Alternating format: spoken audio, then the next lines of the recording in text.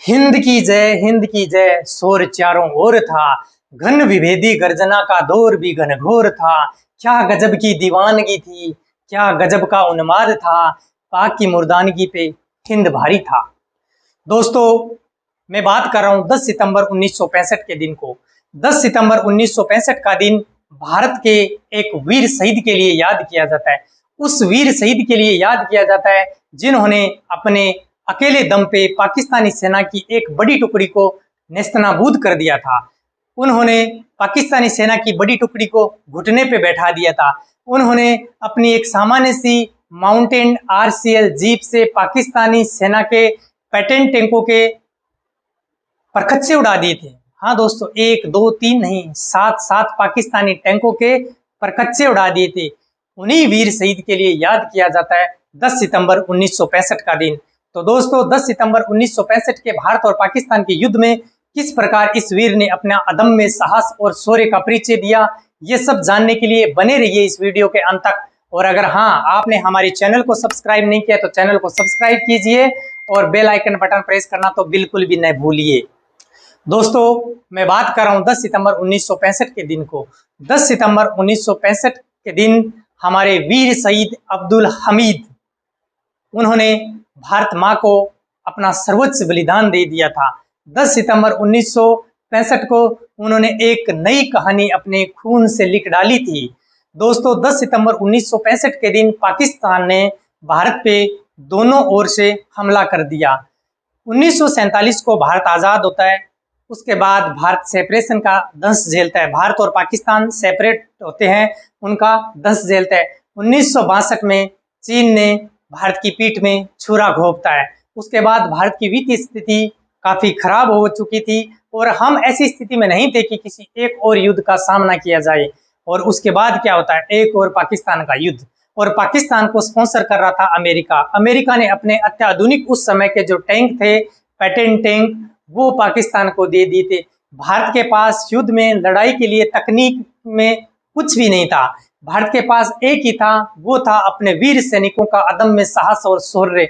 वो सब पे भारी पड़ता है, वही एक था। सन 1965 में पाकिस्तान ने टू फ्रंट से इंडिया पे हमला कर दिया। जम्मू कश्मीर से लगभग 20,000 घुसपैठियों को उन्होंने घुसाना शुरू कर दिया हिंदुस्तान में, और दूसरे फ्रंट से पंजाब की तरफ से भारत में हमला कर देते हैं पाकिस्तान के 60 टैंक पंजाब के रास्ते से भारत में एंटर होते हैं। उस समय दोस्तों क्या होता है, उस मोर्चे की तरफ अब वीर अब्दुल हमीद तैनात थे। वीर अब्दुल हमीद एक सामान्य सी माउंटेन आरसीएल जीप पे सवार थे। उन पे माउंटेन आरसीएल गन भी लगी हुई थी। उन्हें जैसे ही पता लगता कि पाकिस्तान की तरफ से टैंकों की आवाज आ रही है और टैंक भारत की तरफ आ रहे हैं, तो वो और उनके ड्राइवर अकेले ने उन्होंने उनसे मोर्चा लेने की ठान ली। तो गन्नों के खेतों में उन्होंने पोजीशन लेना स्टार्ट कर दिया कि जैसे ही पाकिस्तानी टैंक हिंदुस्तान की सरजमी पे आएंगे, हम उन पे हमला कर देंगे, अपनी रडार में आते ही हमला कर देंगे। दोस्तों, वो वीर तनिक भी नहीं घबराया। 7 पाकिस्तानी पैटेंट टैंक और एक आरसीएल जीप। दोस्तों, वो वही बात है जो गुरु गोविंद सिंह ने कही थी कि मैं चिड़ियों से बाज लड़ाऊं। आपने पैटेंट टैंकों के बारे में काफी सुना होगा।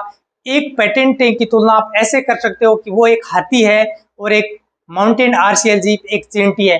एक हाथी और चींटी का मुकाबला हो सकता है क्या दोस्तों? आप यही कहोगे कि नहीं नहीं दोस्तों, हो सकता है। और वो मुकाबला वीर हमीद ने करके दिखाया।